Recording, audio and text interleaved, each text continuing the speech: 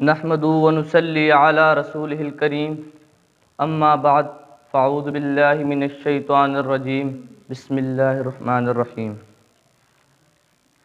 کہوں تو راز حیات کہہ دوں، حقیقت کائنات کہہ دوں، وہ بات کہہ دوں جو پتھروں کے جگر کو بھی آب آب کر دے۔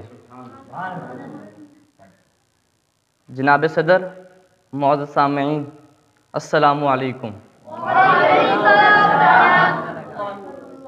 آج مجھے جس موضوع پر لب کشائی کرنے کا موقع ملا ہے وہ ہے تحریک پاکستان سے قیام پاکستان تک کا سفر۔ جناب سامعین، آج میں آپ کو کچھ وقت کے لیے اس دور میں لے چلوں، یہ سرزمین جو آب و گل کی دلکشی رکھتی ہے، اور اس سرزمین کو دیکھ کر انگریزوں کی بھی لال ٹپک پڑی اور انہوں نے اس سرزمین پر اپنا ظالم روپ دھارا۔ مسلمان بہنوں کی عزتیں تار تار ہو گئی، اسلامی شان و شوکت کا چراغ بجھ رہا تھا، اسلامی شاعری زوال پذیر ہو چکی تھی، مسلمانوں کو جڑ سے اکھاڑنے کی کوشش کی جا رہی تھی، کفر روز بروز ترقی پکڑ رہا تھا۔ پھر کیا ہوا؟ پھر تاریخ نے رخ موڑا، انقلاب آیا۔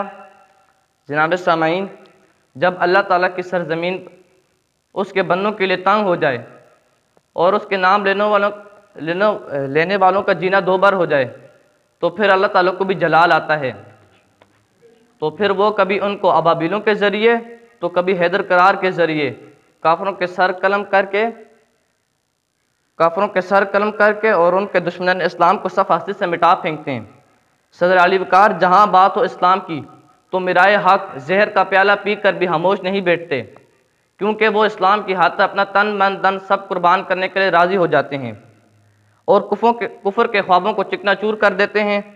جناب حاضرین، اس تاریخ دور میں شاہ ولی اللہ کے بیٹے شاہ عبدالعزیز اٹھتے ہیں اور ایک تحریک پاکستان کا اعلان کرتے ہیں، اور اس تحریک کو عملی جمع پہنچانے کے لیے مجاہدین، علماء اور اکابرین میدان میں اترتے ہیں اور اس تحریک کو آنے والی نسلوں کے لیے ایک روشن کل دینے کے لیے اپنی جانوں کی پرواہ کیے بغیر میدان میں کود پڑتے ہیں۔ کسی شاعر نے کیا خوب کہا ہے، تیغوں کے سائے میں ہم پل کر جواں ہوئے ہیں، تیغوں کے سائے میں ہم پل کر جواں ہوئے ہیں، خنجر ہلال کا ہے قومی نشاں ہمارا۔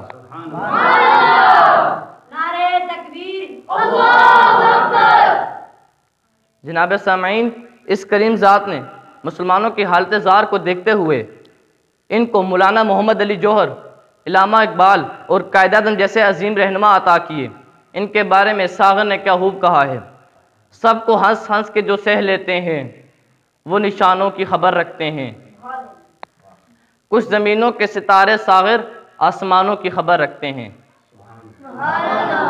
تو پھر زمین کے ستاروں نے حصول پاکستان کے لیے 1930 میں خطبہ الہ آباد میں کہا، کافر ہے تو شمشیر پہ کرتا ہے بھروسہ، کافر ہے تو شمشیر پہ کرتا ہے بھروسہ، مومن ہے تو بے تیغ بھی لڑتا ہے سپاہی۔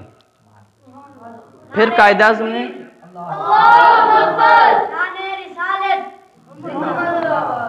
پاکستان زندہ باد، پاکستان کا مطلب کیا؟ لا الہ الا اللہ، نعرہ تکبیر، اللہ اکبر۔ پھر قائد اعظم نے یقین محکم عملے پہ ہم محبت فاتح عالم جہاد زندگانی میں یتیم مردوں کی شمشیریں کی رٹ لگائی۔ تو پھر کیا ہوا دوستو؟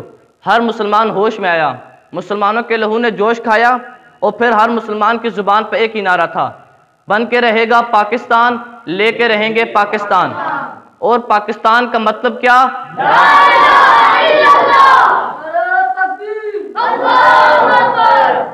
اور پھر 14 اگست 1947 کو پاکستان مارد وجود میں آیا، اور پھر ہر ایک کی زبان پر یہ نغمہ تھا، یہ تیرا پاکستان ہے، یہ میرا پاکستان ہے، اس پہ دل قربان، اس پہ جان بھی قربان ہے۔ اور میں اپنی تقریر کا اختتام اس شعر پہ کروں گا، ملی نہیں ہے یہ سرزمین ہمیں تحفے میں، ملی نہیں ہے ہمیں یہ سرزمین تحفے میں، جو لاکھوں دیپ